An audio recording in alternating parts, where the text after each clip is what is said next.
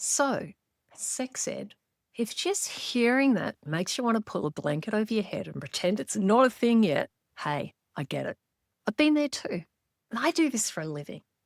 If you've got a tween and you're not quite sure where to start or you're scared of getting it wrong, saying too much or just making it weird, welcome. You're in exactly the right place.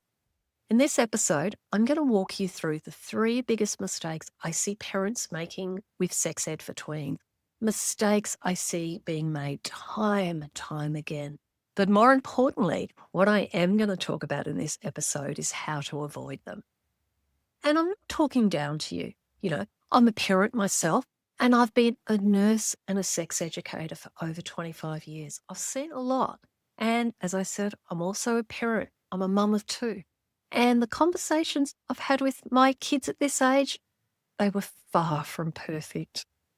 But they mattered because if we as parents don't start these chats early, our kids will still get their answers, but just not the answers that we want them to hear. They'll be turning to TikTok, YouTube, group chats, Discord, older siblings, the TV.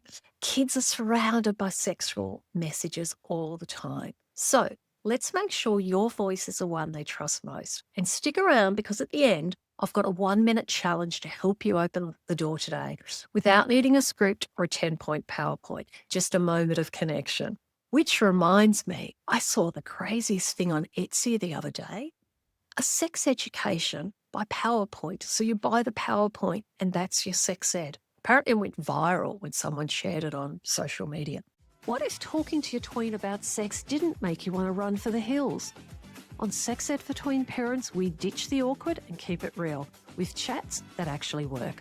I'm Cath Hakanson, sex educator, mum, and your guide to handling all the tricky stuff without cringing or making it weird. Right, let's talk about the three mistakes most tween parents make when it comes to sex ed, because we're all trying, but most of us are working with outdated information or no information at all. So the first mistake is thinking that sex ed is the talk. You know, that one awkward birds and bee conversation we all got or didn't get if we were lucky growing up. But today, sex ed's way more than how babies are made. It's about body changes and feelings. It's about consent and respect. It's about gender and understanding your identity and understanding relationships. And what they might stumble on online in regards to online porn. If we treat sex ed like a one-time lecture, we miss all the everyday moments where real learning happens. So what to do instead is think of sex ed as lots of little chats over time. You don't have to say everything all at once, just start and build from there. Now, the second mistake, thinking you have to be an expert. Now, this one's huge. So many parents freeze up because they feel like they need to have all the answers. Truth is, you don't need to be a walking encyclopedia of puberty and reproduction. You just need to be askable, approachable, willing to admit when you don't know something. Your child doesn't need perfection. They actually need connection.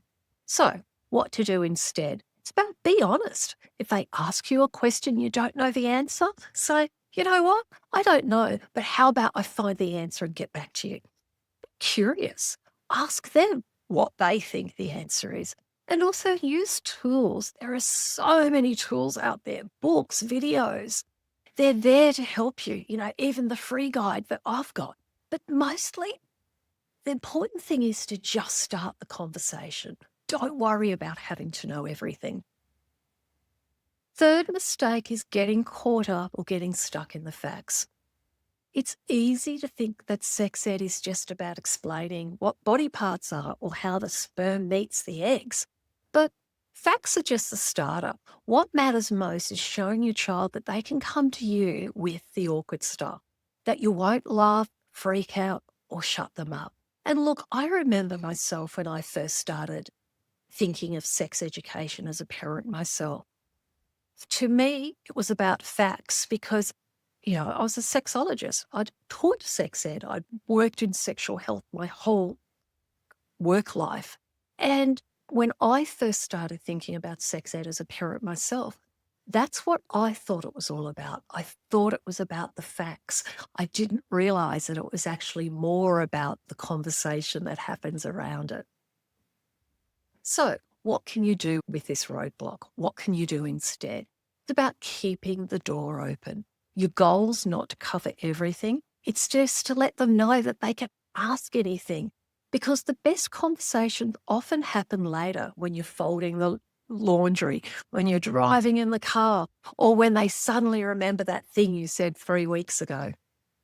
So, if any of those mistakes felt a little familiar, don't stress, you're not alone. And look, they're mistakes that I've made myself as a parent as well.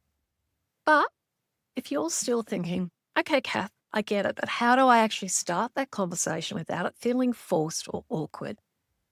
And that's exactly why I created this free guide for you. 5 cringe-free strategies to naturally start sex ed conversations with your tween or teen.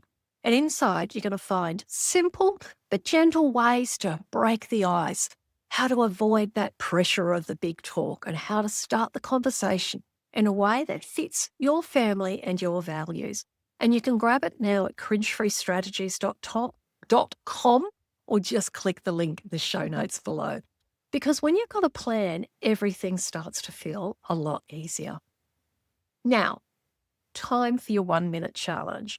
Before the end of the day, say just one sentence to your tween that opens the door.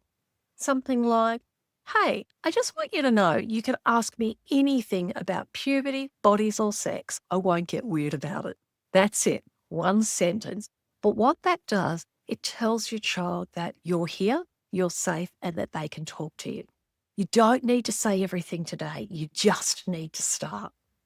So, thanks for joining me for this very first episode of Sex Ed for Tween Parents.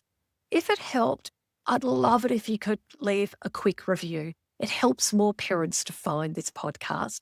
And don't forget to download that free guide, 5 cringe-free strategies to start the conversation. At cringefreestrategies.com, you've got this. And I'm here cheering you on as always.